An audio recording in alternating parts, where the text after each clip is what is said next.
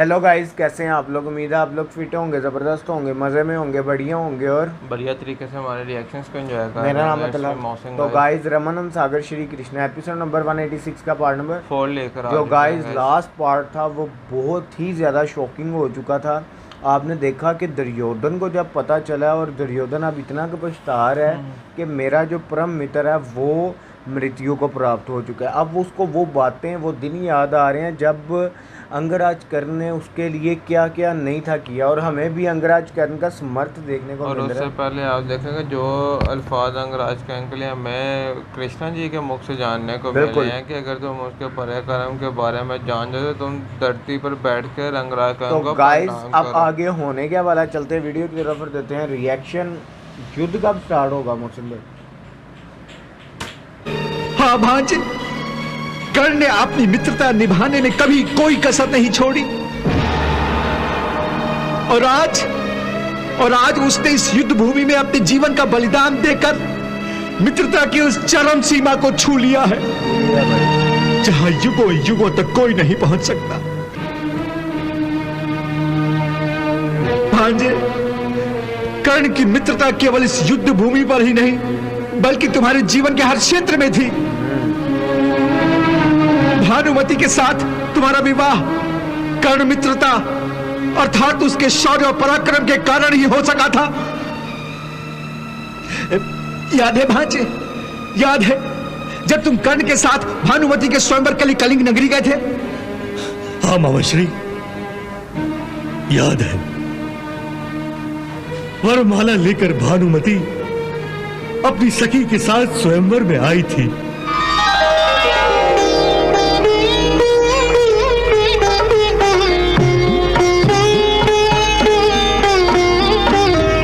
सौंदर्य को देखते हुए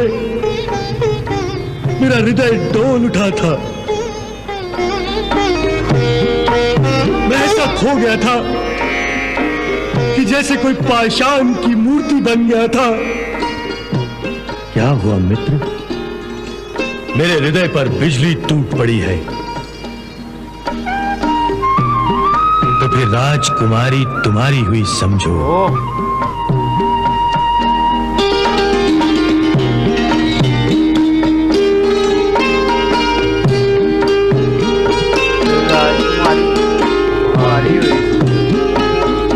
लेकिन कैसे?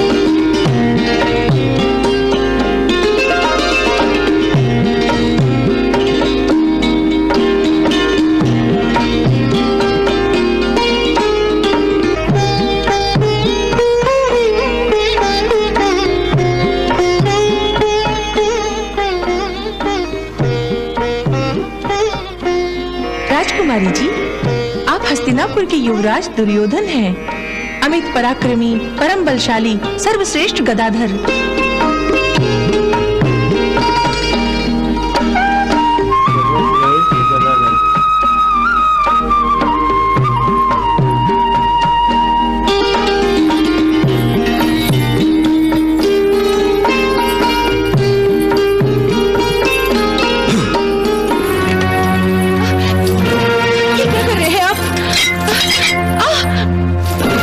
हस्तिनापुर युवराज दुर्योधन भानुमति का हरण कर रहा हूं। अब इस पर मेरा अधिकार है, केवल मेरा।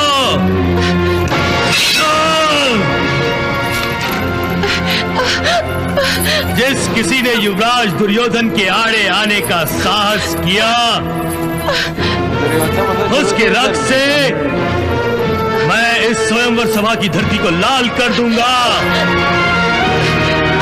चलो युवराज। रुक जाओ।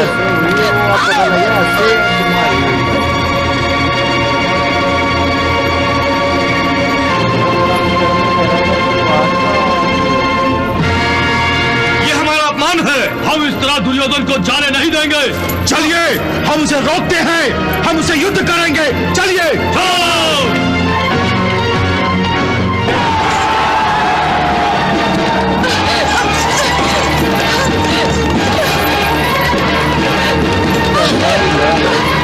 पीछा करो।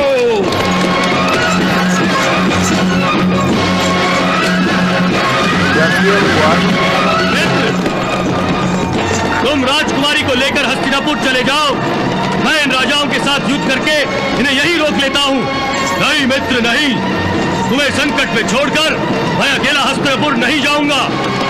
संकट के समय एक दूसरे का साथ निभाने का नाम ही मित्रता है, इसलिए मैं भी तुम्हारे साथ इनसे युद्ध करूंगा। सारथी, रथ रोको।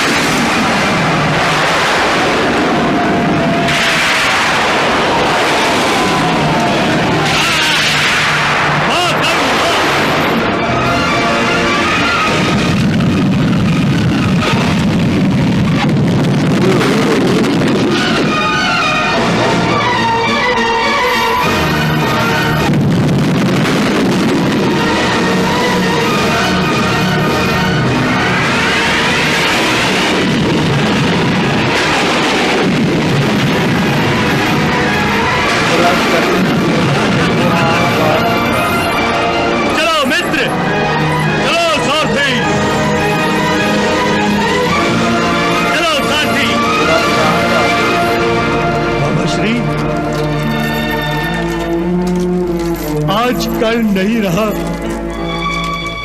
तो ऐसा प्रतीत हो रहा है कि मेरा संपूर्ण जीवन उसी के दम से था।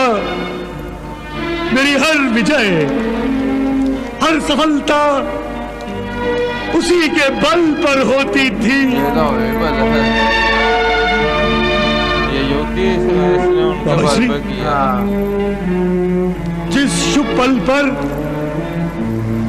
कर्ण मेरा मित्र बना था, उसी पल से सुख, समृद्धि और यश, ये तीनों ही अपने हाथ जोड़ के मेरी सेवा में उपस्थित थे।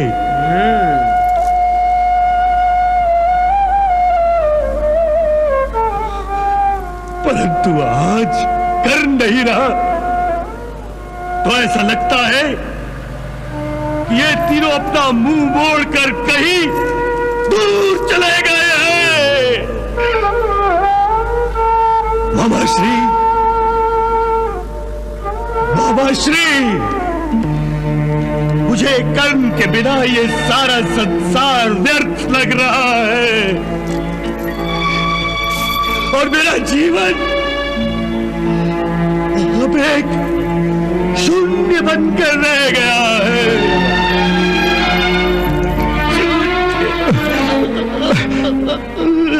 भांजे,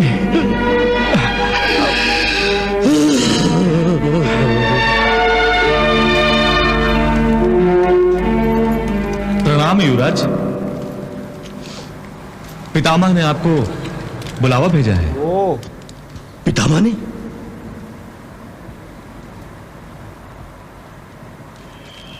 पितामह भीष्म।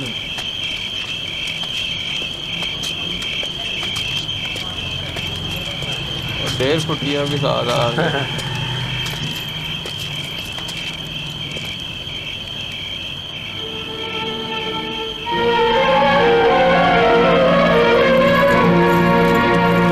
प्रणाम पितामह।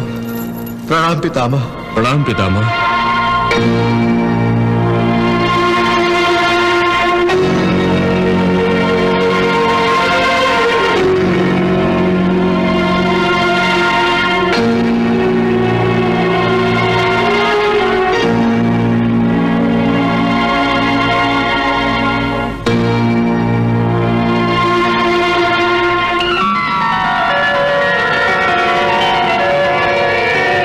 गाइस यहाँ ख़त्म हुई ये एपिसोड। ये पार्ट में हमें पता चला कि महाराज वो युवराज जो दुर्योधन था, उनकी वाइफ जो थी, उनकी भी भाई जो भानुमति है, उनका हरण किया था उसने। और वो उसमें पूरा साथ किसने दिया था? अंगराज कर्ण ने।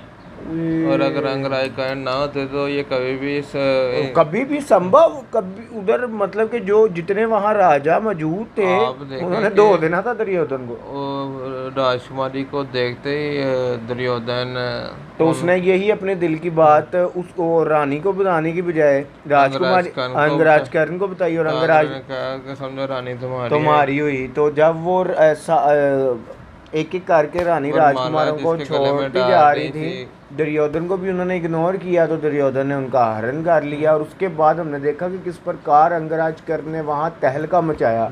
उसने जितने भी राजकुमार थे सारों की मृत्यु कर दी मोहसिन भाई।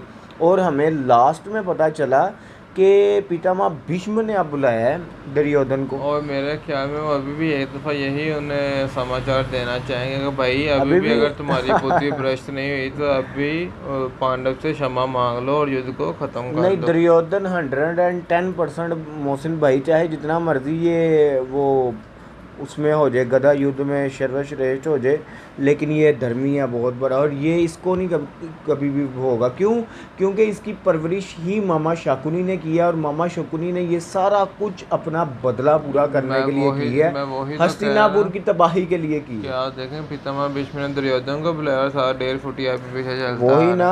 अब इसकी मृत्यु कब आखिरी दिन हुई थी मोहसिन भाई? आखिरी दिन भाई जान, आखिरी दिन, क्योंकि युद्ध केवल एक दिन करेगा मामा शुक्नी 1.5 फुटिया भाई की, मामा शुक्नी की। तो गाइज अब देखते हैं कि नेक्स्ट हमें एपिसोड में क्या देखने को मिलता है, मतलब कि किस प्रकार या क्या ज्ञान देने जा रहे हैं आप दुर्योधन को। तो गाइज मिलते हैं नेक्स्ट पार्ट के साथ। Love you India.